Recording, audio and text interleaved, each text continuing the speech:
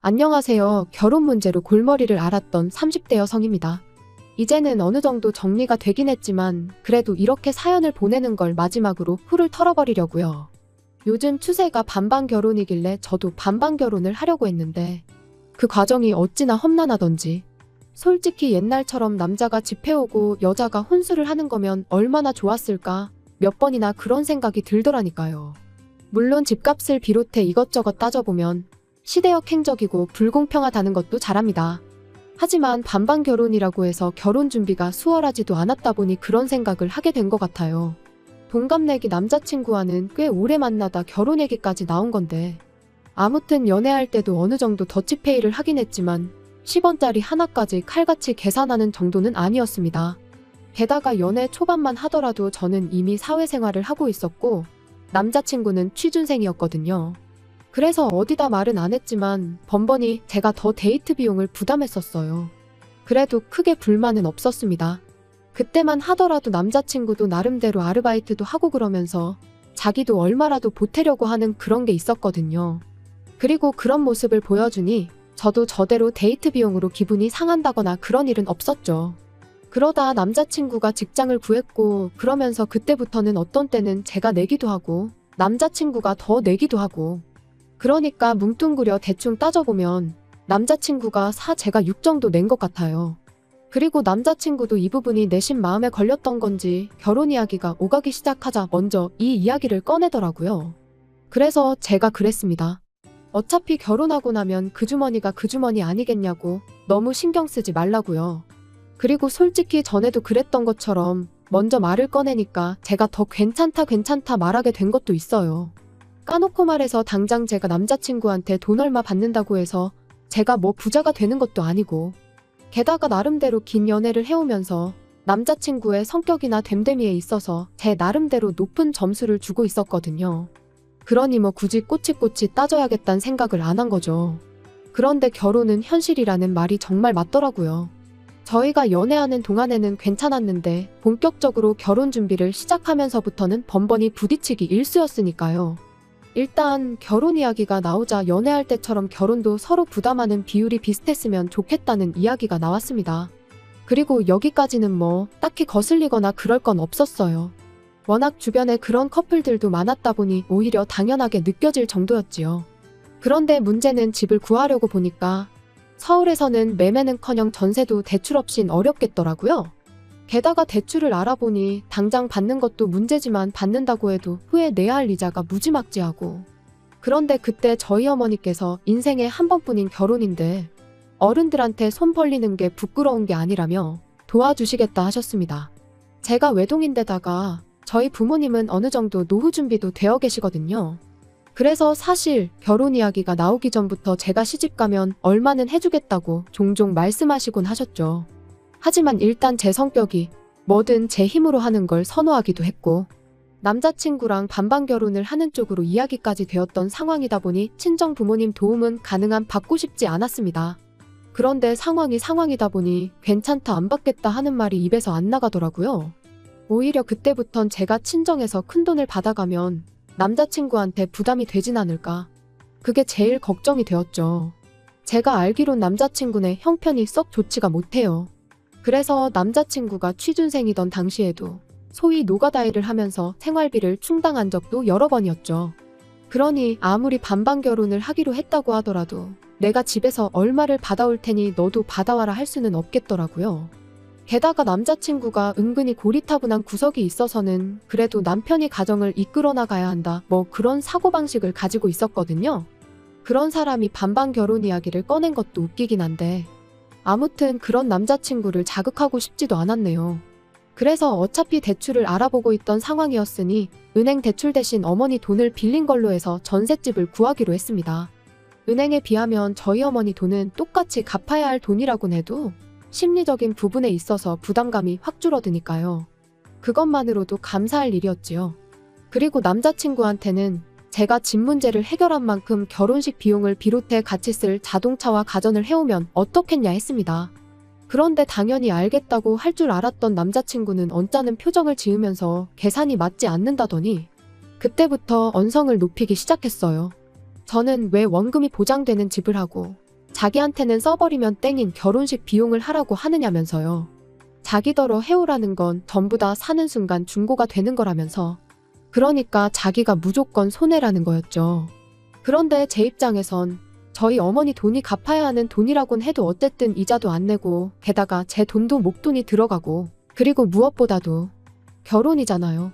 그런데 남자친구는 초장부터 우리가 헤어지기라도 하면 자기가 손해라는 소리나 하고 있었으니 말은 안 했지만 마음 한켠에선 그렇게 확신도 없으면서 결혼은 왜 하자는 건가 싶더라니까요. 하지만 이미 주변에다 결혼한다는 얘기도 했지. 그러니까 그 순간은 헤어진다는 생각보단 그럼 어떻게 합의점을 찾아야 할까를 더 생각했던 것 같아요. 그래서 그럼 어떻게 하길 원하냐고 물었습니다.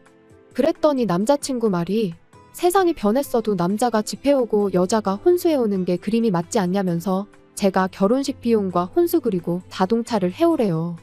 자기 돈은 전세금에 보태겠다고요. 황당하고 어이가 없었지요. 방금까지는 불공평하네 자기가 손해내 해가며 입에 개거품을 물어놓고는 이제 와서 저보고 그렇게 하라면 저는 뭐 그래 알겠어 하겠냐고요. 게다가 남자친구 논리대로라면 전세금도 반, 혼수도 반, 결혼식 비용도 자동차 값도 서로 똑같이 반반씩 내는 게 제일 공평한 거잖아요. 하지만 결국 좀 전에도 말했다시피 결혼 자체를 물을 생각까지는 당시만 해도 못했기에 알겠다고 했습니다. 한편으론 남자친구는 손해라며 목에 핏대를 세웠지만 제가 선뜻 하겠다고 하면 자기도 뭔가 느끼는 바가 있을 거란 생각도 했고요. 그런데 집으로 들어오는 내내 둘이 나눈 대화를 곰곰이 곱씹다 보니 남자친구는 처음부터 끝까지 자기 입장만 생각할 뿐이었지 정작 저희 어머니가 도와주시는 부분에 있어선 하다못해 감사하단 말 한마디 없었다는 게 떠올랐어요. 뭐 남자친구 입장에서야 어차피 갚을 돈이란 생각이었을지도 모르겠지만 엄밀히 따지면 저희 어머니 입장에선 그 돈으로 다른데 투자를 하실 수도 있는 거고 하다못해 가만히 은행에만 넣어놔도 이자는 붙는데 까놓고 말해서 저희 때문에 손해를 감수하시기로 하신 거잖아요. 하지만 이미 어느 정도 결혼 비용에 있어선 결론을 낸 상황이다 보니 다시 가타부타 따지기도 그렇고 그래서 마음이 좋진 않았지만 저 혼자 생각만 했지 남자친구한테 따지고 들지는 않았습니다. 지금 생각해보면 그때라도 따질 건 따졌어야 했다 싶지만요. 한편 남자친구도 저도 회사 일이 바빠지면서 각자 필요한 건 스스로 알아보기로 했습니다. 그리고 그렇게 열흘쯤 지나 남자친구를 만났어요. 그런데 카페에서 주문한 커피가 나오기도 전에 남자친구가 혼수 목록이라면서 종이 한 장을 들이대대요. 그래서 찬찬히 살펴보니 어딘가 좀 이상한 거예요. 우리 나이가 몇인데 돌침대는 웬 말이며 최신식 세탁기랑 건조기가 적혀 있었거든요. 제가 웃으면서 뜬금없이 무슨 돌침대냐고 물었습니다. 참고로 남자친구는 평소에 바닥도 딱딱하다고 눕기 싫어해요. 그리고 또 저희 부모님도 돌침대를 쓰셨던 적이 있어서 아는데 그게 나중에 이사라도 하게 되면 짐덩어리가 따로 없어요. 게다가 건조기 같은 경우도 저희가 전세로 알아보는 아파트는 옛날 아파트라서 베란다가 좁게 나와서 건조기는 따로 설치를 못한다고 들었거든요. 그리고 남자친구도 이미 알고 있었고요. 그런데 남자친구 말이 우리 쓸 게 아니고 자기 엄마 해드릴 거래요. 그러면서 실실 웃더니 하는 말이 시집 오면서 시부모님 가전 정도는 해올 거 아니었냐는데 어처구니가 없었죠. 그래서 제가 그럼 돌침대도 어머님 거냐고 물었습니다. 그랬더니 맞대요.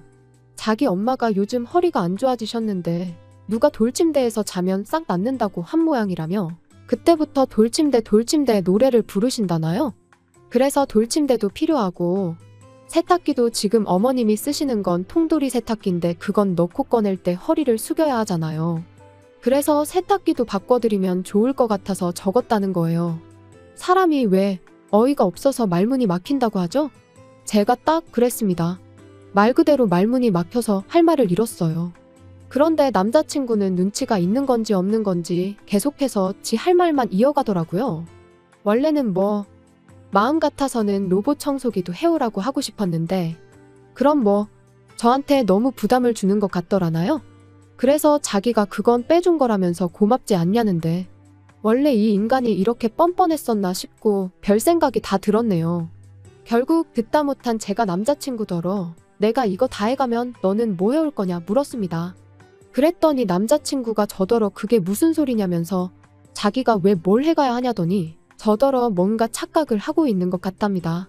그리고는 덧붙이길 옛말에 남자는 장가를 가는 거고 여자는 시집을 온다는 소리 못 들어봤냐면서 남의 집으로 오는 사람이 선물을 사들고 오는 게 맞는 거 아니냐는 거예요. 지가 무슨 소리를 하는 건지 알고나 떠드는 건지 정말 벙찌더라고요. 그래서 정말 더는 못 들어주겠다며 저도 따지고 들기 시작했어요. 어디서 그런 말 같지도 않은 소리를 주워 듣고 와서는 그러냐고요. 그리고는 결혼할 생각이 있긴 하냐고 몰아붙이니 그제서야 남자친구가 하는 말이 알겠답니다. 생각해보니 제 입장에선 서운할 수도 있을 것 같대요. 그리고는 덧붙이길 시집 오면 자기 집 식구가 되는 거니 마지막이다 생각하고 뭐 하나 골라보랍니다. 자기가 사줄 테니 저도 저희 부모님께 효도나 한번 하라나요? 남자친구의 거들먹거리는 태도에 정말 진절머리가 났어요. 그래서 남자친구한테 누가 보면 내가 맨몸으로 결혼하는 줄 알겠다고 왜 태도가 그따위냐고 따졌지요. 그리고는 우리 엄마한테 돈까지 빌려가며 집을 구하는 마당에 마지막이 어쩌구저쩌구가 말이 되냐고요. 그랬더니 어차피 갚을 돈인데 뭘 그렇게 생색을 내냐는 거예요. 그러면서 솔직히 좀 치사하답니다. 딸 시집 가는데 돈을 그냥 주면 주는 거지 갚으라는 건 좀 모양 빠진다고요.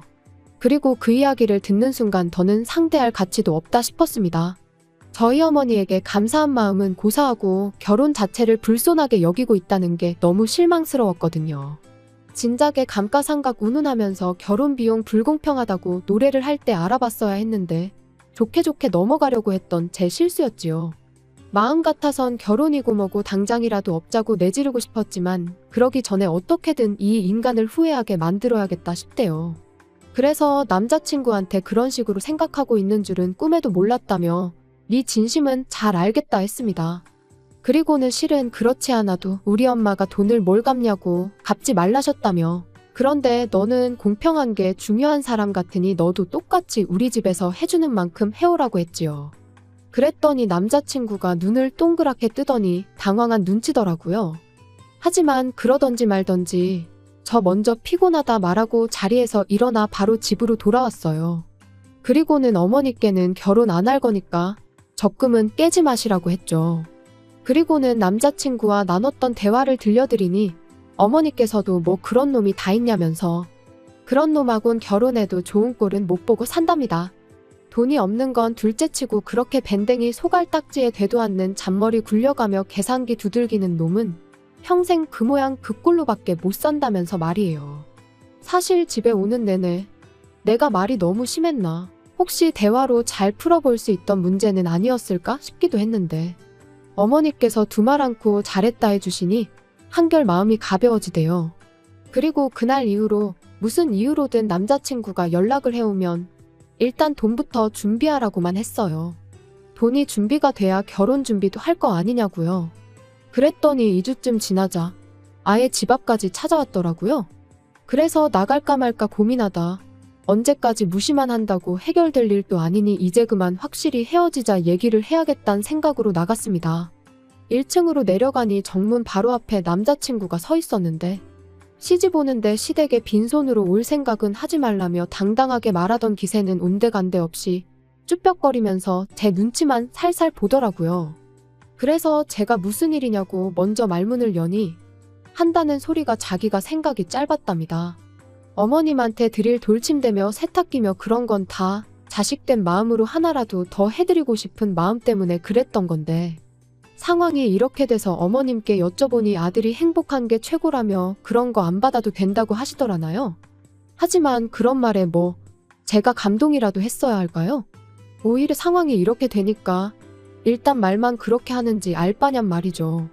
그래서 그냥 아무 말도 안 하고 남자친구만 다시 쳐다보고 있었더니 자기가 생각을 해봤는데 처음에 제가 얘기했던 대로 하면 아무 문제 없는 거 아니냐입니다.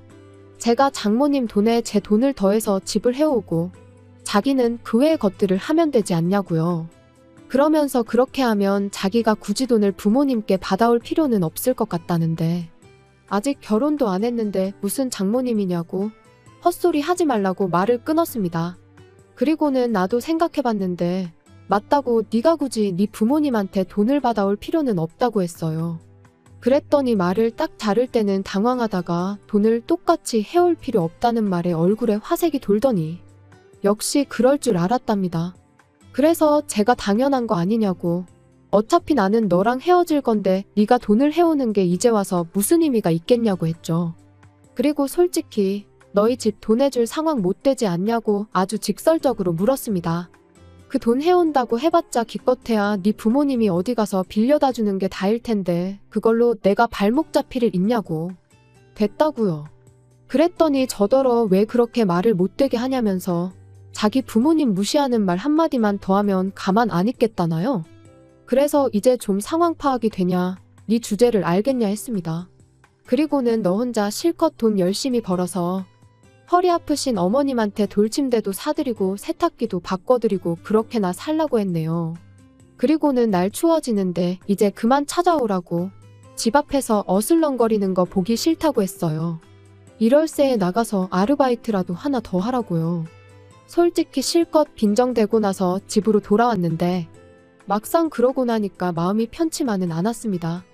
요즘 워낙 이상한 남자들도 많아서 이별하는 것도 조심히 해야 한다는데 제가 너무 자극을 했나 싶기도 하고. 그래서 요즘엔 아버지께서 계속 지하철역까지 절 데려다 주시고 데리러 오시고 그러세요. 이 나이에 아버지 에스코트를 받을 줄은 몰랐는데 파혼도 그렇고 여러 가지로 면목이 없네요. 아무튼 어떻게 마무리를 해야 하나 싶은데 이제 지도 지가 똥차라는 건 확실히 알았겠죠? 하긴 뭐 더는 제가 알 바는 아니지만요.